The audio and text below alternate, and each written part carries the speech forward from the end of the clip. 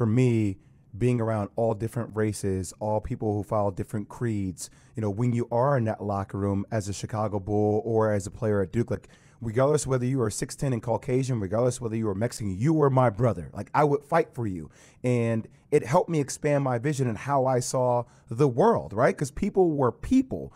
But when it came to sexuality, why was that the one thing that seems like it lacks in locker rooms? Like everything else is diverse, and we like more creativity, and the more different you are, the more you help our environment. But yet when it comes to sexuality being different, it feels like in sports it's like, whoa, like I don't understand that. I think it's insecurities. I really do. And I think once people realize it's insecurities, and it's also it's threatening weirdly to a lot of these men and women who think that they know who they are, and they feel like they're so grounded and I'm this person. And then all of a sudden, once they hear, oh, that person is gay, it's almost like a threat, or like, oh, I like that's what it means, or I didn't know gay could look like that. um and look, this is just me still working through all of this. I'm no expert by any means, but it Of has course. I've been doing a lot of self-reflection this last year of why the sports culture and community is so far behind.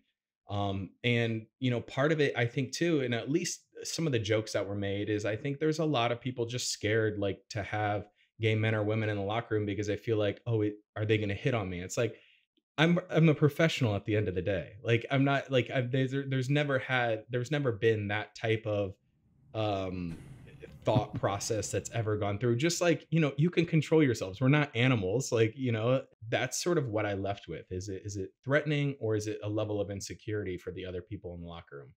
Colton, give me an example of some of the jokes they would say while you were present in those locker rooms.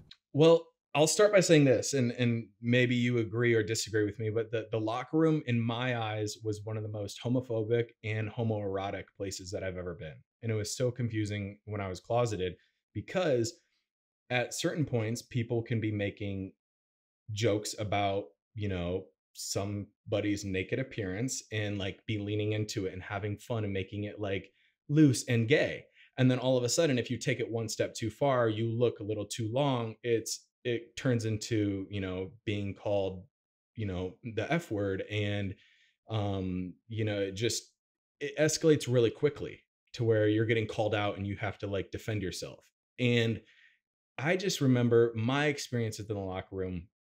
I truly, and this is, I'm like not even proud to like say this, but I had like a folder on in my photos of like at random girls' boobs, just so that I had some proof of like, oh, like if that ever happened to me, it's like, oh, look who what I just got sent. Just to like fit into that alpha hyper masculine Wow. culture, because I never wanted to have to defend myself past that. And I think that those are what always stuck with me. As far as jokes go, there were, there was a new one made every single day. I mean, it was what was deemed okay and part of the culture.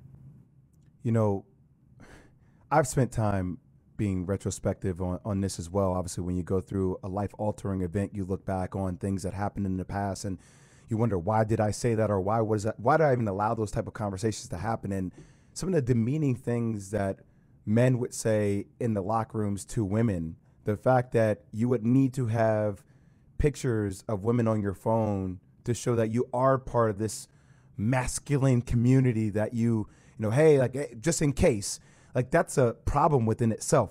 Like sometimes the way women are treated, the way people in the gay community are treated, it's sports are supposed to be the thing that's uplifting to bring people together, and those are the two groups of people that you feel like get shot down due to the egos that exist in those locker rooms. Is that fair to say? Totally. And I think, it comes from the overall culture. I mean, I know there's probably certain teams, certain locker rooms that are better than one another, but the overall culture, while I can appreciate the approach for some of it as far as mental toughness, fortitude, like overcoming adversity, there's so many lessons that I've taken from the sport of football and from sports in general that have made me a better human being. But with that being said, there's also that stigma of manning up, right? And what it means to be a man and what it means to be a leader. And um, I will say the sports Mm-hmm. culture is not accurate in depicting what that level of toughness and what that expectation is, at least now that I've had this year to really reflect on it.